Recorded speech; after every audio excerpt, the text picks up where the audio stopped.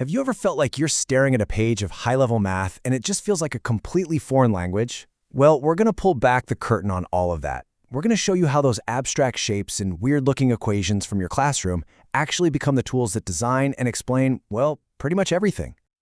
Yeah, does this look familiar? That lecture hall, the board just covered in symbols, and you're sitting there with that one huge question bouncing around your head.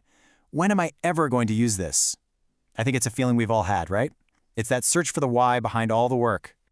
But what if the whole point was never about just solving for X or memorizing some theorem? What if it was really about learning a new language, a way to describe the world around us and make sense of all its beautiful, messy complexity?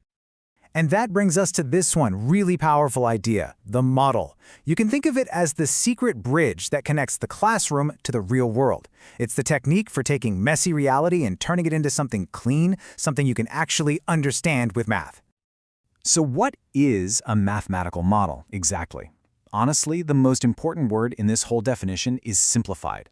See, we're not trying to copy reality with every single chaotic detail. We're just trying to isolate the parts that really matter, so we can actually get our hands on them and work with them. You know, the best way to think about it is like a map of a city. A map doesn't show you every single tree or car or crack in the sidewalk, does it? Of course not. If it did, it would be a total mess and completely useless. It simplifies reality down to just what you need to get from point A to point B. A mathematical model does the exact same thing for a problem. And here's the cool part, you don't need a supercomputer to get started. In fact, some of the most powerful models out there start with the absolute simplest shapes.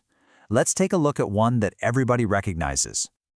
A simple rectangle. We all learned how to find its area and perimeter way back in the day. But this isn't just some shape on a page. It's a tool. It's a fundamental model, just waiting to represent something real in the world. And just look at how versatile this one little shape is. It can be a model for the floor plan of your room, for the screen you're probably watching this on right now, a giant farmer's field, the design of a solar panel, or even the proportions of a country's flag.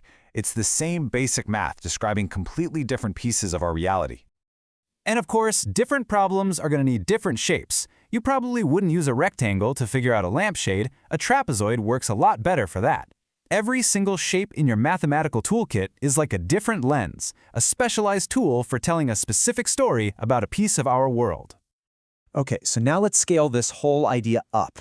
Because from these simple shapes, we can build models that are just breathtaking in their complexity and power. Models that predict, design, and literally shape the world that we all live in.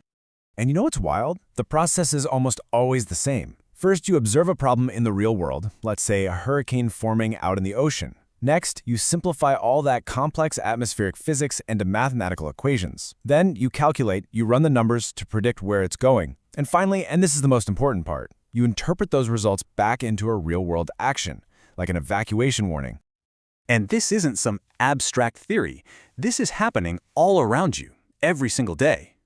The weather forecast you check in the morning, the physics that make a video game feel real, the aerodynamic design of a race car, the engineering that keeps a skyscraper standing tall during an earthquake, all of it, every last bit, is powered by incredibly sophisticated mathematical models. So all of this brings us right back to you.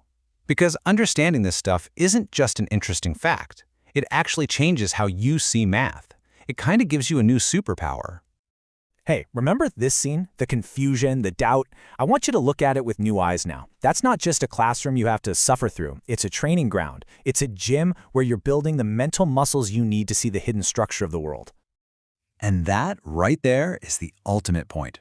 The goal of learning math was never about memorizing formulas for a test. It's about building a flexible, powerful toolkit of models inside your own head.